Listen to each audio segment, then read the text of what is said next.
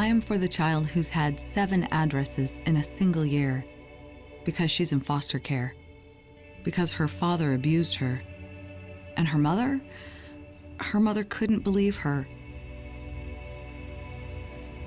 She is the child I am for. I am a volunteer child advocate. I am you. Florida residents call toll-free 866-341-1425. Hi, I'm Danny Ramos, and this is my co-host, Jose Miranda. We are on Hispanic Speak Out TV. We're here every Tuesday night, 9:30 p.m. We're going to talk a little bit about a couple of subjects that are really hot in the news right now, and we don't have a lot of time to cover because we have another segment coming after this. The situation with Donald Trump running for president. He said some things about undocumented aliens coming across the border. He said that there are murderers and thieves, but he also said rapists. But he also said that's not all of them. In other words, he qualified it. But again, selective media, depending on the type of political party the media is from. If you're from CNN, you got one point of view. If you're from Fox News, you have another point of view, and then you focus in on both points of view. Entravision took a picture of Trump and put it right next to the mass murderer of the church people. How do you feel about that? I don't have a problem. You don't have a problem with that? No. So in other words, if they took your picture and put it next to a child molester because somebody wanted to get back at you, and then put it out in the public, but so I'm not Trump. No, but I'm just and I don't make obscene statements. Yeah, but you're trying to escape. Okay. Would you? No, I'm trying to would escape. You object to having your picture put up next to? I don't say negative things other than. What are you talking about, Mr. Miranda? Other than you don't say negative things other than me. You say it to everybody up there in TV land. Okay, so Donald Trump got into hot water. For saying for negative things about Mexicans. Well, all people. God forbid any presidential candidate should have the freedom of speech to say what he wants in his political campaign. Okay. So now we have exterior elements influencing what a presidential candidate can say. Gee. So what happened to freedom of speech? Those external things that you're saying about happen to be Latino people who have had enough. And guess what? We're in the majority. We can start doing that kind of stuff. I understand, but you don't throw away people's rights and then cause retribution because a person is exercising their freedom of speech. The whole thing with the Muslims is on because we exercise freedom of speech and people are willing to give up their lives to be able to say things. And now we have a presidential candidate who's not being allowed to say anything. But we're doing it within reason. His viewpoints. What they did with the Muslim reason. was in reason. They made pictures and things about Muhammad. That is freedom of speech. We have to protect the rights of freedom of speech. I think not all the Republicans have issues with that. Listen, Jose, I want you to understand something. Just when they said things bad about the President of the United States, that was equally right. I don't necessarily agree. That's not freedom of speech. I don't necessarily agree with what Trump said. Right. Okay? What I disagree with and agree with is that he has the freedom to say it without retribution and being financially threatened. Should he say lies? Entravision. Should he say lies? Entravision. Should you be allowed to say lies on television? I don't think he said a lie. I think that he said... You don't think he said a lie? No, I think that if we look up, I think there are people coming across the border, and of course it's not the majority. It might be 1% or 2%. He's not saying white people are coming across the border. Right, he's not saying white people. He's saying Mexicans. He's saying white people are going around killing and beheading people or selling drugs, and they do that as well. I understand. Okay, why but is he saying that? This is not a question. You're deviating. I am not deviating. You're going. You want to put white this has guy, nothing to do with this. You guys want to put this guy like a Star David. It's not happening. I'm not saying that. It's not happening. I am saying we're talking about a particular topic. What he said about Mexicans and the presidential candidate. It's wrong. I don't care about what he didn't say anything about white people. And you bring up white people, you bring up this, you bring up that. Let's talk about one thing. Trump, is running for president of the United States. First Amendment, freedom of speech. It's as simple as that. He can say whatever he wants. Now, he has sued Entravision for $500 million, and he's going to win that lawsuit. Okay, we'll see. I'll bet you $5 he wins. We'll see. Okay. Why? Because his contract with Entravision had nothing to do with what he said. He has a contract to air a TV show. Right. Now, what happens if your contract? What if we the have a contract has a moral clause in it of some sort? I don't think he did anything immoral because under the Constitution of the United States, or he something has, that brings shame or embarrassment to the organization. We have freedom of speech in this country. Okay, no. Shame or embarrassment is subject to interpretation by the people who are listening. Some people will say yes, some people won't. You know and I know that a lot of people in this country agree with the situation on the border. You know that. But anyway, he sued Intravision $500 million, which based upon the fact that they didn't give him freedom of speech. Right. First Amendment. I think he's going to win. The second thing is Macy's took out his ties. Well, who cares if Macy's takes out his ties? Who cares? All right, so now the people, middle class, a lot of middle class people, upper class people, won't go to Macy's. There's two sides to every coin. Okay. So maybe Macy's will have a boycott as a result of this because what they're doing is they're trying to shove a political agenda down certain people. Excuse me. No.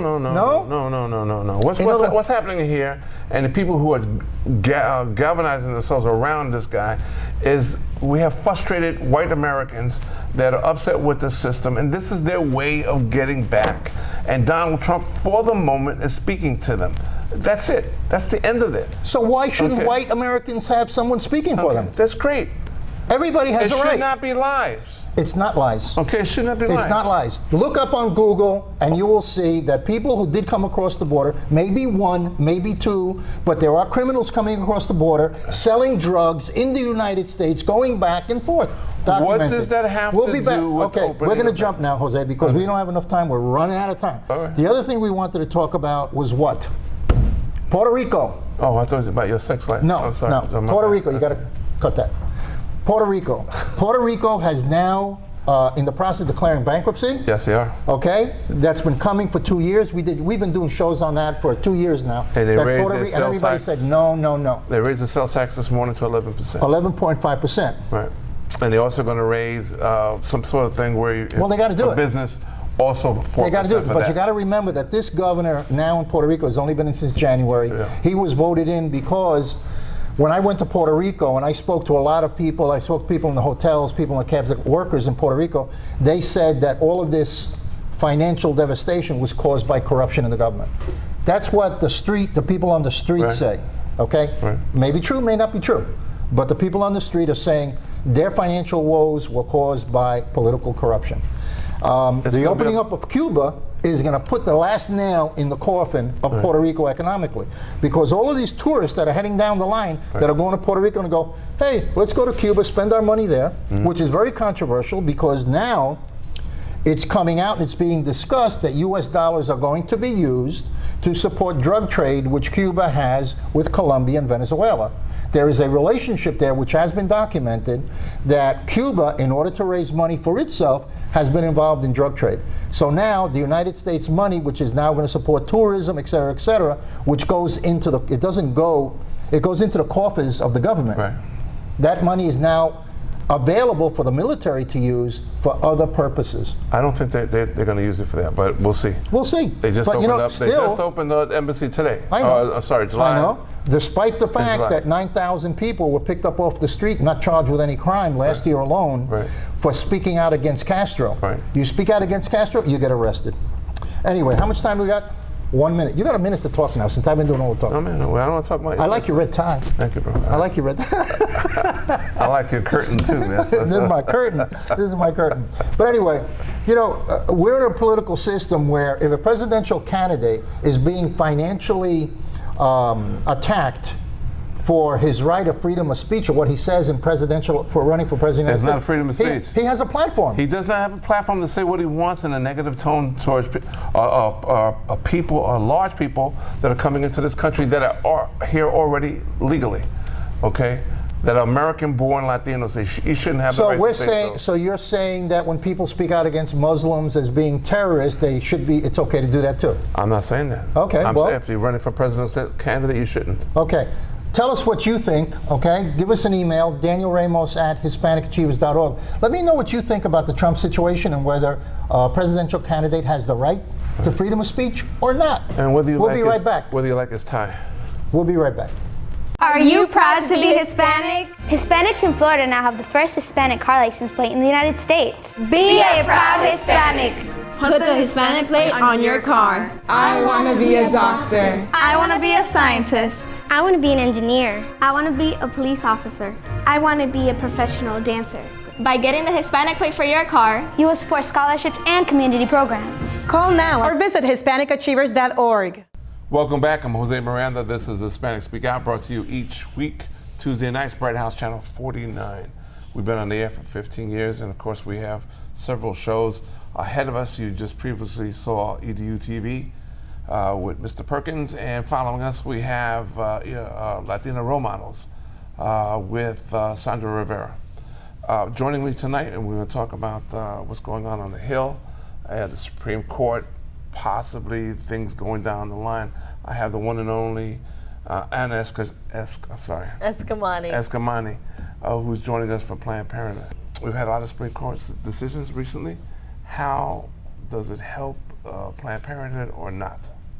Well, I would say that it's been a very great week for Americans across the country. The Affordable Care Act was also proven to be constitutional, which means that here in Florida we get to keep our tax credits so that over 1 million Floridians can have access to affordable health care. And so for us at Planned Parenthood, we actually played a large part in not only ensuring that the Affordable Care Act has a place for women's health, including preventative measures like birth control, pap smears, and so forth that women can access without any out-of-pocket cost, but now those women can hold on to their insurance plans here in Florida, which is a pretty big deal. Okay.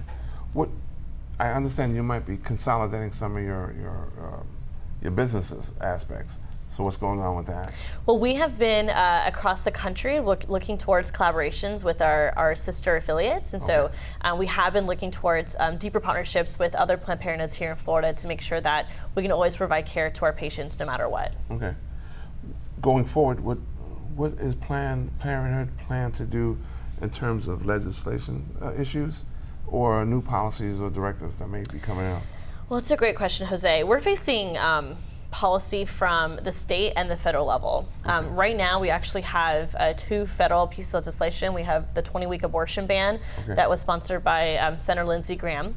And we also are seeing the defunding of Title X. And Title X is actually funding that Richard Nixon put into place for preventative health and family planning. And so right now, looking at both the Senate and the House budgets in Congress, they've both opted to defund Title X funding, which is going to leave about 4.6 million women without access to contraceptive. It's also going to be defunding comprehensive sex ed programming. So these are some pretty dire issues that we're facing right now. Okay. The Supreme Court ruled in Texas, I believe, to at least have a stay on closing abortion clinics. How does that affect Planned Parenthood across the board? Well, we're seeing a lot of legislative victories via the courts across the country, and I think that was a very good example in Texas. And ultimately what it comes down to is, we're seeing legislation that are being sponsored to interfere in a woman's personal medical decision. I mean, this past year, the first 3 months alone, we saw 223 bills that were sponsored targeting women's access to a safe and legal abortion. This is not an isolated event. This is a coordinated attack towards women's health, and we see it happening in Florida as well. And so, Planned Parenthood was in Tallahassee every day with our coalition partners, protecting women's access to care, advocating for legislation that opens up access rather than restricts it to health care. And so we actually are also facing our own local judicial decision based on the 24-hour mandatory delay bill. Our partner, the ACLU, has taken this lot and this lawsuit, and they have led it on behalf of women across Florida. And so we should be expecting a decision very soon on what the situation is around that bill as well. Okay. One of my colleagues brought up the question, has abortions declined over the recent years or recent months? That's a fantastic question. The Guttmacher Institute, which is a leading researcher in reproductive health, recently put out a study denoting that abortion rates have declined across the country. What's important to note about that research study is that abortions declined more in states that were less restrictive in their policies with abortion access. And so what that means is that the states that are more restrictive actually saw a lesser decline, and the main reasons because the ones the ones that were more restrictive? More restrictive, absolutely. So the states that, so though we've seen declines across the country, the states that have more restrictions saw less of a decline. And the states that had more open policies saw more of a decline, because these are also going to be states that have access to contraception, that have comprehensive sexual education programming in their schools and in their communities. And so we see that, you know, if we want to reduce the number of abortions in this country, it's not about restrictions. It's about information. It's about preventative health. And so what that tells me as someone who works in the great state of Florida is that, you know, any type of rhetoric that our legislators use, you know, around these restrictive policies with the intent of reducing abortions in this state is just not accurate. The conversation we need to be having is, how can we ensure that our young people in our schools have access to sexual health education that's age appropriate and evidence-based? Okay. Have we now, I don't know offhand, have we helped the system here in the state of Florida to be better informed going forward? Or are we still very much restrictive? So when it comes to abortion access? Yes. So when it comes to abortion access, Florida is wavering. To be honest, you know, this last session was not friendly towards women at all. We did see the 24-hour mandatory delay bill pass, and the governor signed Republican males know more. Well, you know, I think what's even more ironic is that the bill was sponsored by two women. Two Republican women, and so you know, this again it's part of a coordinated national strategy, right, to restrict access to care, and you know, I hate to see it go along party lines. You know, we do have Republicans that don't support the type of legislation, and we have Democrats that do. But I take great pride in saying that we were there every step of the way to make sure that our patients were being spoken for. Real quick, tell us how to reach you. So you can reach Planned Parenthood anytime at our website, which is plannedparenthood.org. And you can also call your local health center for an appointment. And that number is 407-246-1788. Anna, thank you so much for joining me. Always a pleasure. Thank you for having me. Come back again so we can continue the conversation. Okay. Absolutely. I'm Jose Miranda, and we will be right back at you. This show has been brought to you by Boricua Beer. Hi, I'm Danny Ramos, and welcome to this week's edition of Hispanic Speak Out TV, brought to you for the past 14 years on Bright House Cable Networks, Channel 49. We talk about news in the Hispanic community and the news that affects the community at large. We're analytical, we're commentary, we're opinionated, and sometimes out of the box. Today, we are with Carlos Guillermo Smith, who is a candidate. He's running for office here in Central Florida as a state rep. And we have, is a state rep, right? Yeah, that's correct. Okay, and we have, of course, our co-host, Jose, what's his name again? Jose Miranda, the famous, the only Jose Miranda. What's up, how are you doing? Doing well. Thank you for having me, Jose. Appreciate it. Good to see you, Danny. Let's jump right in because we don't have a lot of time. Let's talk a little bit about the Supreme Court decision on marriage. Absolutely. What a momentous decision this was. A huge day for all Americans who are in support of justice and equality. You know, Friday's decision basically brought to reality something that many people have been fighting for their entire lives, which is the freedom to marry in all 50 states in the United States. I actually was in D.C. when the ruling came down, and I was standing outside of the steps of the Supreme Court of the United States, and it was just a monumental moment. Did you get pictures? Folks, I got plenty of pictures. Good. Folks were celebrating. People were elated. People were crying. It was an emotional time, and it was an emotional moment, and it was one that was hard fought by many people. And what's really, really cool is that actually in Florida, that we kind of helped send a message early, and we led in advance because we won the freedom to marry here in January of this year, which sent a message to the Supreme Court as the first state in the South that brought the freedom to marry to our state, that the South and the rest of the United States was ready for the freedom to marry. Why do you think it had to go to the Supreme Court? Because the Constitution, the Supreme Court usually governs the Constitution, interprets the Constitution. There's nothing in the Constitution of the United States about marriage, but yet this particular subject had to go all the way to the Supreme Court. Why? It had to because states across the country had passed constitutional bans in their own states on same-sex couples, state level, having yes the right to marry. Actually, that happened here in Florida as well. In 2008, over 60% of Florida voters, 6 out of 10 of voters in Florida, supported a constitutional ban on same-sex marriage. Now, 81% of Floridians have said that marriage equality has had either a positive impact or no impact whatsoever on their lives. And so where we've been able to bring the state of Florida since 2008, where they were when they passed a discriminatory ban, to where we are now, is something to be very proud of. It's something that we've worked hard to change the hearts and minds of people. But that's why a lawsuit had to come to the Supreme Court, because we only had 36 states that had recognized the freedom to marry up until that point.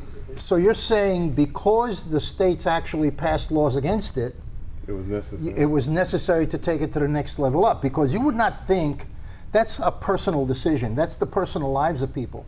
That's not the law. That doesn't fit into the concept of the Constitution. But because you had to be challenged, well, it does fit into equality, into the Constitution, because the 14th Amendment of the United States basically guarantees equal protection under the law, and couples, gay couples. But what I'm saying is, because the states outlawed it, that's why it had to go to the Supreme Court and be challenged. Absolutely. Had the states not done that, it would have just rolled in. And we led the charge here in Florida. We made a conscious decision that we could not wait for the Supreme Court of the United States to make a decision for the rest of the country. We had to fight for ourselves, and we had to win the freedom to marry by challenging the constitutional ban here in Florida. And there were 5 or 6 different lawsuits that Equality Florida was a party to, that we helped lead the charge with other organizations and other activists to finally bring marriage equality to our state. And when that happened on January 6th, 2015, it was another historic moment here in Florida. And this court ruling reaffirms what we have already decided here in our state, but we still have a lot of work to do. Do you think when the president initiated lifting the ban against gays in the military, that was a big open door to set all this in motion? Well, it was definitely a step in the right direction. Since President Obama was elected president in 2008, we've seen the issue of LGBT equality take monumental steps in the right direction under his leadership. Now, he was a big part of that. He appointed Supreme Court justices that certainly were more progressive in their view of LGBT equality, and that's a big part. Repealing the ban on gay service members serving in the military was a big part. Passing the Matthew Shepard Act, like he did in 2008, that made it a federal hate crime to attack a person who was LGBT in the United States, was a step in that direction. If the purpose was... Absolutely. And what he's done... A crime because of the person's lifestyle. But what had to happen is this country had to be ready for this change, for this to happen. The waves of change were definitely going in that direction, and as President Obama has helped direct those waves, and so he certainly deserves a lot of credit. This would happen anyway without the president? No, I'm not saying that at all. What I'm saying is that Americans, for this court ruling to have come down the way that it did, Americans certainly had to be ready and accepting of the change, and that's why the LGBT community is very, very proud of being able to win over so many hearts and minds in such a short period of time. Well, I think it was logical, and I think it was necessary. Now comes the next paranoia, or the next question. Will this challenge marriage at Christian level or at synagogues, where a priest or a rabbi or an imam would have to or be forced to marry gay couples? Will the agenda be that? That's not what this ruling is. What this ruling, I know that. What this ruling says, and no one wants to force a church to perform same-sex marriages. But do you think that may come? Every group. That's paranoia. Every group has middle-of-the-road people, people that are to the right, people that are to the left, no matter what group. Large groups always have extremists. Large groups always have conservatives. Here's what the next fight is. Here's what the next fight is. So what do you tell priests, the church, or the synagogues, as a person who's involved in that community? What do you tell them if they are afraid that that will be the next step of the an aspect, a proportion of that group will push? Their freedom of religion has not changed in any way whatsoever since this court ruling I agree or with at that. any I agree point with in the that. last few years. Yeah. So what the next fight is going to be, we experienced this in Florida already. There was a backlash this year in the Florida legislature after we won the freedom to marry, that they filed a series of anti-LGBT bills as a result of us having this victory in Florida. That's going to come again in 2016. What are some of those and it bills? will take the form of religious freedom. This is how they've framed it, and this is the history of this country, unfortunately, is an ugly history when it comes to freedom of religion, because folks have used freedom of religion in the past as an excuse to have a license to discriminate on someone based on their race. Now it's going to be based on their sexual orientation We're going to or run their out of time, identity. so let me get the next question. Sure. Give me an example of one or two of those bills that are being... So this year in the Florida legislature, 2 bills were filed which failed because we killed those bills in the process. First was a bill that made it a crime for a transgender person to use a public restroom. Okay, we're going to see a lot of stuff like that. We're probably going to see something like that come back.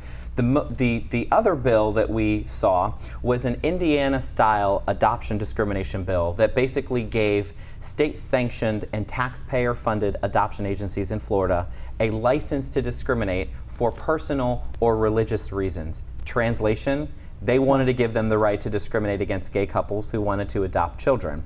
And so these are the types of fights that we're going to see. We saw in Indiana this year where they passed a law that gave any business the right to discriminate against a person for religious reasons, which again is moving us in the wrong direction. You know, marriage equality and LGBT equality has nothing to do with someone's freedom of religion. And if you have a business and you serve the public, it absolutely should be the law of the land that you cannot tell someone we don't serve your kind simply for being lesbian, gay, bisexual, or transgender. We're going to close on that note because we're out of time, but we want you to come back.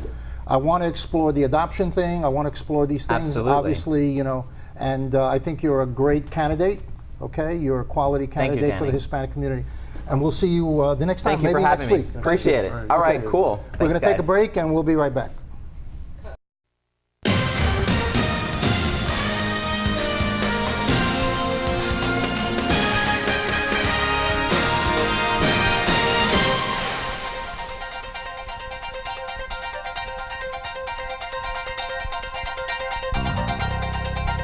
This show has been brought to you by Boricua Beer.